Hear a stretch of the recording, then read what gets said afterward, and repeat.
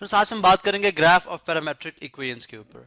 यानी parametric equations क्या है, हमने बात की थी जी कि अगर आप एक इक्वेशंस को डिफाइन करते हैं जिसमें टू वेरिएबल्स, जैसे y square is equal to x, चले y square is equal to x. तो अब ये एक इक्वेशन है जिसके अंदर आप देखें तो हमारे पास y और x आपस में इंटर रिलेट कर रहे हैं, ठीक है, इनका रिलेशन है। लेकिन अगर मैं इसी रिलेशन को एक थर्ड वेरिएबल इंट्रोड्यूस कराऊं विच इज t, ठीक है, तो मैं इसके इक्वेशंस को पैरामेट्रिक इक्वेशन में किस तरह से लिख सकता हूं, वो बन जाएगा जी x is equal to t square and y is equal to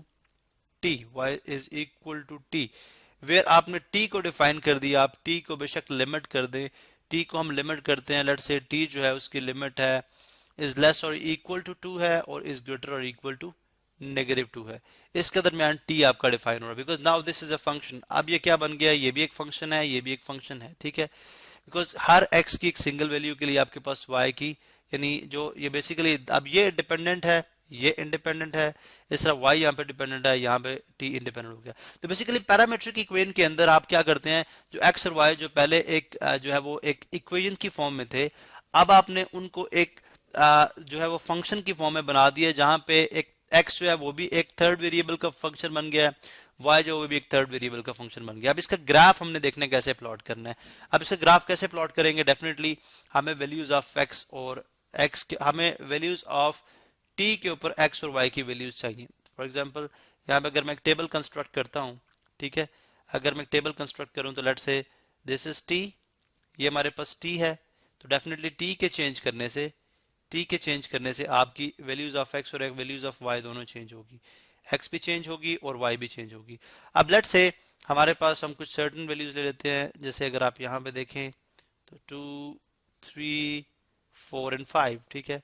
अब let's say t0 t1 t2 t-1 t-2। अब अगर आप देखें तो जब आप t-2 रखते हैं तो x कितना हो जाएगा, 4। डेफिनेटली -2 का स्क्वायर 4, बिकॉज स्क्वायर में पॉजिटिव हो जाएगा। -1 रखेंगे तो +1, 0 रखेंगे तो 0, अगर 1 रखेंगे तो डेफिनेटली +1, 2 रखेंगे तो 4।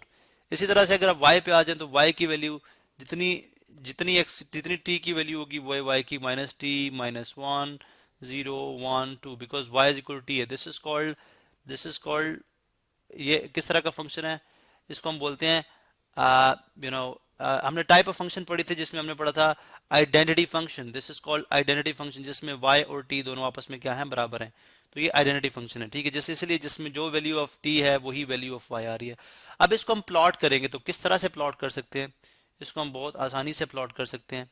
देखें यहाँ पे, अब हम इसको प्लॉट करने जा रहे हैं। डेफिनेटली हमारे पास x, this is y axis, ठीक है, ये मेरे पास y axis and this is my x axis, ठीक है, बल्कि स्ट्रेट ड्रॉ करते हैं। दिस इज, चलें यहाँ पे, दिस इज x एक्सिस, ठीक है, this is x axis and ये है y एक्सिस। अब पैरामीट्रिक का ग्राफ कैसे प्लॉट होगा इसको हम देखते हैं, ठीक है। अब यहाँ पे this is negative y axis, this is negative y axis.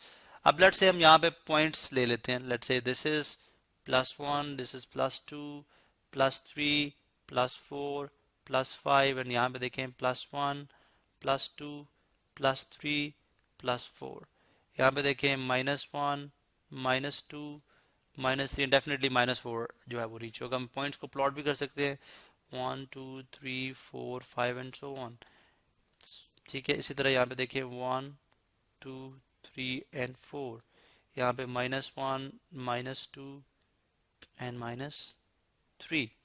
अब यहाँ पे देखें, अगर आपका जब आपका t जो है वो क्या है, t जो है वो 0 है तो तमाम 0 है। इसका मतलब है फर्स्ट पॉइंट तो आप रेड से प्लॉट कर लें, यहाँ पे आ जाएगा, ठीक है।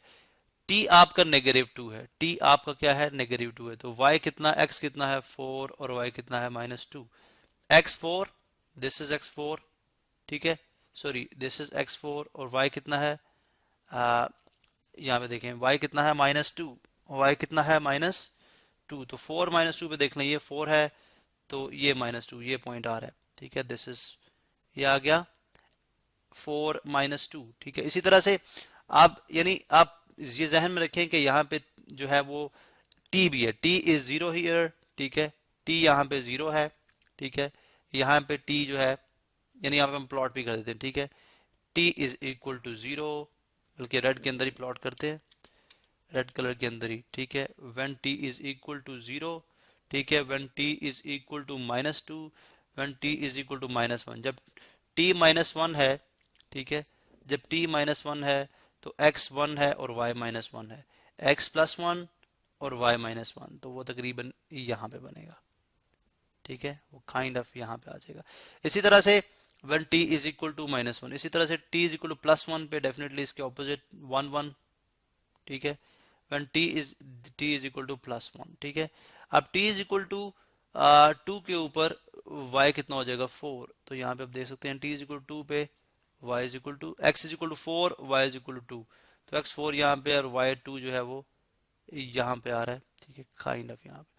अब अगर आप इन पॉइंट्स को प्लॉट कर दें, इस तरह से मीट मिला दें इनको, तो हमें एक पैराबोला की फॉर्म में एक ग्राफ मिल जाएगा। सो ये बेसिकली ग्राफ है जिसकी हमने वैल्यूज लिमिट 4 तक की थी, तो इसका मतलब हम इसको एक्सटेंड नहीं करेंगे, बिकॉज हम इसको एक्सटेंड नहीं करेंगे, ये जस्ट 4 तक ही आएगा। So this is kind of graph जिसको मैंने फर्दर एक्सटेंड कर दिया था, ये सिंपल हम इसको 4 तक ही रखेंगे।